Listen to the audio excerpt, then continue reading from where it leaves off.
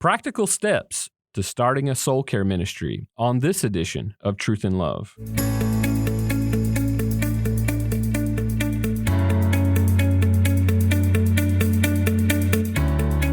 I'm Dale Johnson, and you're listening to Truth and Love, a podcast of the Association of Certified Biblical Counselors, where we seek to provide biblical solutions for the problems that people face. Today on the podcast, I have with us Pastor Scott Mell, and I love getting to know Scott. Every time that we're around one another, it's just been a privilege and a pleasure with his laugh, and the laughter that we share together is just such a fun thing. And even hearing about his experiences there in L.A., he's the pastor of Cornerstone Church in West L.A. And man, Scott, we've talked several times even throughout this last year and a half. And man, some of the challenges and difficulties that you guys have faced in your location, but then navigating that, trying to shepherd the people well. I've been encouraged. I know it's been stressful and difficult, but I've been encouraged by, hearing some of those stories. I pray that there'll be an opportunity for us to share some of those at some point. He's been a pastor there for 15 years. He's married to his wife, Laura, and they have 4 children. He's an ACBC member as well. And I love his heart as a pastor, as a shepherd, loving to just spend time with people. And today we're going to talk specifically about this idea of starting a soul care ministry. I have people all over the place, everywhere that I go, asking these types of questions, looking for resources, wanting to know more about how do I even get started in this direction. And Scott, I think you're going to be really helpful to us today to think through some of these. So let's just start. And some of this is going to be semi-testimonial, and some of it's going to be just encouragement. And I want you to just explain for a second, how did the soul care ministry at your church get started? Yeah, thanks, Dale. Man, it is always so good to be together. I think for us, the soul care ministry or counseling ministry began for us really just out of the need of seeing people hurting and our pastors wanting to know how we could better help and walk with them. And I think sometimes, particularly when people are just starting out, you look at a church with a robust counseling ministry or a robust soul care ministry or programs, all these things. You're like, okay, how do I start that? And really for us, it just started one at a time. It started by just counseling one person, right? Just caring for the person in front of you. And as you care for the person in front of you and the next person in front of you and the next person in front of you, over time, not only were there pastors and leaders with burdens for people around them, but there were more and more people who had been counseled, who had seen the power of the Spirit of God to transform hearts in the darkest suffering and the deepest sin, and they wanted to help others, right? And they want to know how to help others, and they want to grow too. And so then for us, it really just started piece by piece with developing training that fit the people, developing training that fit where they were at, what they were looking for. And one by one, in ministry, that's continued to multiply. And, like I said, as people experience the hope of Christ in powerful ways, more and more they want to help others. And so for us, it just kind of grew organically that way, far more than programmatically. I love that. And one of the things that's a testimony about your church is even the way that you guys preach and shepherd your people sort of lends itself in the direction that we see a lot of churches where there's a hunger for discipleship. There's a desire for growth. And in that desire, what starts to happen among God's people is their eyes are open to even see the depth of the needs of people and how deeply people are hurting. And naturally, for a believer, when we see those things, we're moved with compassion and we want to do something about it. But it's one thing to see these needs. It's one thing to want to help. It's one thing to want to engage. It's another thing altogether when you start to put these things into practice, right? It is taking from the idea and the wonderful idea and the desire into making it work out. What are some of the logistics, that sort of thing? So what are some practical steps that people can start to take if they want to begin a soul care ministry in their church? Yeah, I mean, I think the first practical step is just to encourage people to diligently do soul care, right? If you want to start, I think sometimes our eyes get really big and we want to start a soul care ministry, but that starts by just doing it, by caring for those around you. And then seeking to build a culture of discipleship that, I mean, to your point, Dale, just that cares about people, right? That sees people in the midst of their pain, that identifies with it. Um, uh, Developing a culture that kind of rejects just flat out judgmentalism, but sees people in their pain, in their struggles, and whose hearts break with God's heart for them. And then I think practically, particularly as leadership, the things we can do then is, and I allude to this a little bit, but facilitating equipping for people at kind of at every level, wherever they are at, whether that's at an entry level and just asking people to read a book. This is why we developed IBCD's Intro to Messy Care and Discipleship, just a small group curriculum. Like, okay, hey, let's just start with 8 weeks on how to care for people, or more. There's all sorts of different curriculums along the way. And then for people that are really involved, this is where the ACBC trainings, not necessarily to plug all these different programs, but that what exists are resources in the biblical counseling movement to help equip people kind of at every level. Yeah. And so I think that the practical steps look like meeting people where they're at, and not trying to put ACBC certification on the first person that Right. says, "Oh, I want to help people," Mm-hmm. but meeting them where they're at. And that's where when people ask me about what the how do we equip people, what's our system, what does it look like, the reality is, Dale, our training and equipping looks different every couple of years. Sure. Every couple of years it's changing, and it's morphing because the people are different where they're at, and we're just trying to meet them, um, and make it as accessible as possible, while also challenging them to go deeper in their relationships with others. And I think that in addition to the equipping is just encouraging people to do it, starting with one or two people, supporting those providing soul care.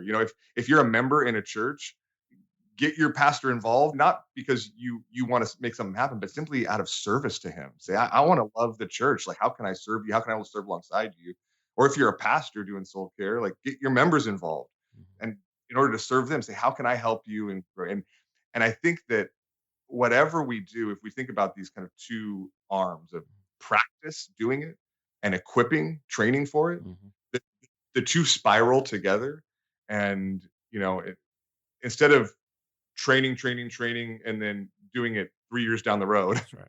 or practicing, but never really getting trained to do it. I think at every step, if we can just put step by step, practicing and training, practicing and equipping together, that's the practical outline, at least, that I think shapes a lot of what we do and what I've seen lots of churches do. Yeah, you made several wonderful points. You're fleshing out Ephesians 4 in how elders can now equip their people to do this work of the ministry as they minister to other people who are hurting. One of the other things you mentioned, I want to bring some clarity even from where I sit in my position. You mentioned several curriculums that I think are really important and helpful, and you didn't mean this at all. And I want people to hear me say, like, ACBC training is wonderful training.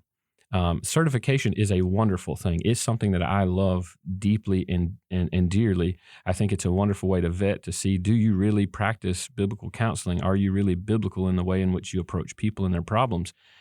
But it's not the end all to starting a counseling ministry. The training that you're describing is so important to be fostered through the local church, because even the IBCD curriculum that you mentioned, or ACBC's wonderful training that you can get in several different formats, that's not the end all. All right, there's going to be still a disconnect from the church to some degree. It's so important that these things are fostered within the fellowship together, so that people can see it's not just training and it sounds nice from a theoretical perspective, but we're actually engaging in that practice, and that's how people learn and grow among the fellowship and among the body. So affirm, these are wonderful resources, but I don't want pastors to say, well, like, we're not for those things. No, we want you to utilize those things in your fellowship to be able to train your people to do the work within the body of Christ, which I think leads us to another good question that we should at least consider. So as we think about starting soul care ministries, How do we think about this? This is a controversial sort of issue, even to some degree, but should soul care ministries be started inside or outside of the local church? Yeah, Dale, I think it can be a complicated question. And one of the cool things, though, about even what God's doing in the biblical counseling ministry is I don't think it has to be, Mm-hmm. right? And I think that the difference is inside or outside of the church when our ministry sees the local church as the center, Mm-hmm. as the heart for what we're doing, both for the ministry and for the training. I mean, and to your point, if pastors feel like, hey, I don't know how to train people up, and you've got ACBC, but I'm just a pastor in the local church. Mm-hmm. Well, you're a pastor in the local church, like you're where it's happening, and so ACBC and all these other things exist to help strengthen you, to help provide you resources, but you know, I think all those resources are actually at their weakest when we in the local church just send somebody and go like, I don't know, go learn from them and then come back and Yeah. tell me. That's I mean, I don't know. You're in a seminary context, but I think that's true about seminary too, Mm-hmm. right?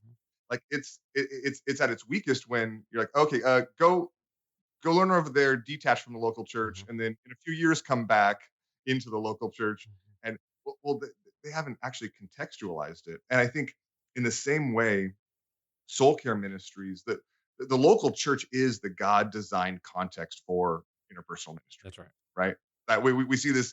There's It's unarguable in Scripture. This is the context. This is the organization. This is the family unit that God has created and given to us. And so then, if soul care ministries exist outside of the local church, and I don't think that it's wrong for them to, but to the extent that they do, they should exist to serve, not replace the local church, Yeah. right? And I think in that sometimes there are needs, but it's elders who've been given the responsibility to watch over and care for our souls, right? Hebrews 13:17. And so then external soul care ministries, I think, I guess I would say from my perspective, can be really, really helpful both in equipping where the local church just needs some extra help, or even providing counseling where the local church needs help. But if they're as long as they're designed in ways that strengthen the local church, that work together uh, with the local church, which I think all para churches are at their best Mm-hmm. when they're partnered with the church in that sense. And so I don't necessarily think it's an either or, that they should be only inside the church or they should be outside the church, but there is a nexus, a centrality to the life and ministry of the local church, that if our ministry is going to be biblical, it can't just be biblical in the content that we say, Mm-hmm. but we also need to strive for it to be biblical in the context in which ministry takes place. In which we cannot dismiss the local church, as you mentioned. That is God's design, and we're not going to improve upon that. And so, yeah, I think that's a critical piece that we see the church as absolutely central and absolutely necessary in the process of soul care. When you think about dealing with somebody who's hurting, you have to have a place once you get them stable where ongoing care can happen, and that's the assimilation back into the body as God designed. Counseling becomes this moment of intensive, acute, focused care, and normal processes within the body needs to take place. So we have to be not just loosely associated, but intimately connected with the local church. So now, again, this is another question that I get all over the place, and I think it'd be good for you to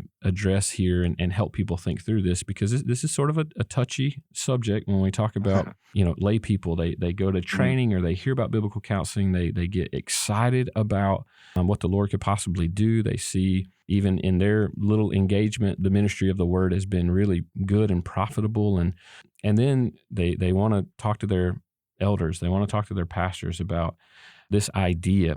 But there comes some tension. We're supposed to obey our leaders. Absolutely. Hebrews Mhm. 13:7 affirms that we're supposed to do that. But man, we really want to see this happen, right? And so what if the Yeah. leadership in your local church just doesn't seem to be on board with this idea, or the idea of starting intentionally some sort of soul care ministry? Yeah. I think it's a question I get a lot too, Dale. And I think in this sense, I want to both empower um, people to the counseling and soul care ministries that the Lord has called them to, while also reaffirming and encouraging the support and love for those pastors of theirs.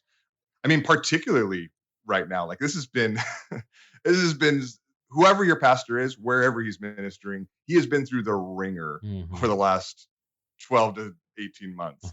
And right now there's probably more soul care needs than ever in your church family, more counseling needs than ever. And it can be particularly discouraging if he's like, I don't know, I just can't do that right now.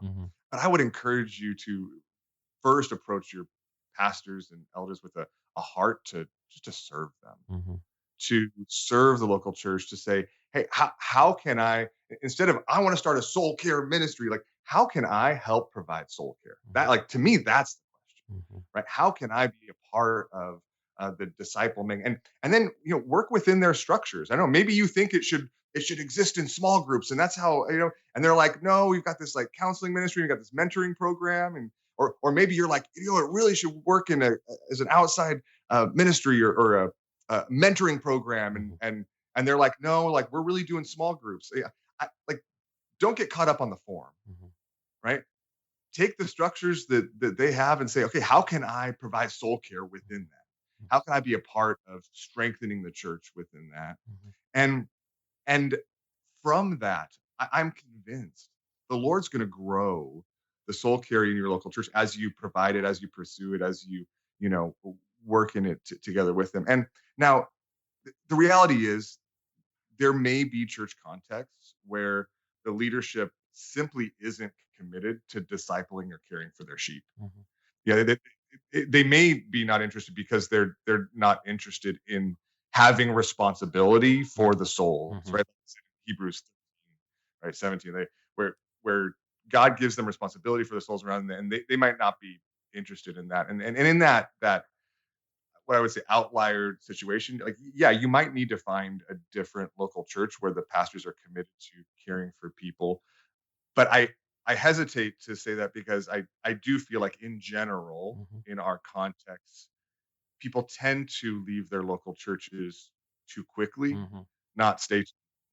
I know, I'm sure there's exceptions to that. And I think that the thing we can do, particularly even if leadership is reticent, is serve them, love them, pray for them, and take one step at a time, seeking to engage in the soul care, the ways that the Lord provides us and the ways the Lord opens the door in our particular context. So I know you might have a different answer to that. No, I think that's absolutely wise and actually well nuanced, Scott. It's always unhealthy for us to just take a snapshot of a church and start to make judgments on how healthy we think a church is in a given moment. The church is an organism. Elders often have a trajectory, a plan of what they see happening and where they want their people to be and how they want them to grow. And there may be contexts at which opening an official sort of counseling ministry, and that's not the end all, okay? Like, I love counseling ministry, but that's not the end all. That's an overflow of healthy care in the church. But there may need to be some fostering of that. Maybe the elders see that they need to build this sort of heart among their people first so that they can establish something foundational. So I think the way you're describing this is very healthy and good, and having open conversations with your elders about these things. And you'll begin to see some of the reasons or some of the rationale, and that's where we have to trust the elders. And then you distinguish, I think, very helpfully about elders who just don't see their role scripturally as being responsible for care or don't engage in that themselves. And that's a point of question that I think is natural and necessary for us to raise. And that would be a different application of the wisdom that you described. And maybe it is at a point where, okay, we need to maybe seek other places to flourish in ministry and also be shepherded yourself, because that's a critical piece. So I think that was well done. And I pray today really just helps us to think more forward about the process. It is a process. It's not something that, hey, we want to start the soul care ministry and you just flip a switch. It doesn't work like that, right? But if you don't get started today in some form or fashion in the fostering of this type of love of the word and love of people, you'll never get to that place where you're seen as a culture that cares for people deeply, which has massive impact on the counties, the towns, the cities, the communities that you live in. Scott, this has been a wonderful conversation. I really appreciate the time, man. Absolutely. Well, thank you, Dale. I appreciate it too. I always love talking.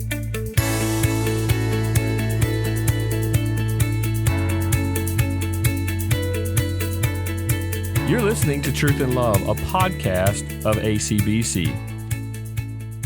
Now, I want to remind you about one particular resource that Scott mentioned today from IBCD. IBCD is one of ACBC's training centers, and they've put out recently Intro to Messy Care and Discipleship that's based on Scott's book, Loving Messy People, and I think you'll find it as a wonderful resource just to engage your people, a means to shepherd your people, as a wonderful resource to even explore some of the ideas that we talked about today of rooting love, care, and discipleship in a biblical form, not being afraid to engage the difficulty of the lives of people. And so I think you'll find that helpful, and we'll put that in the show notes so you can see that. But that reminds me that we have 75 training centers around the U.S., and I want to encourage you to find training that's accessible through our training centers where they talk about things just like this, fundamentals of biblical counseling as an introduction, or they do advanced training in biblical counseling for those of you who have already studied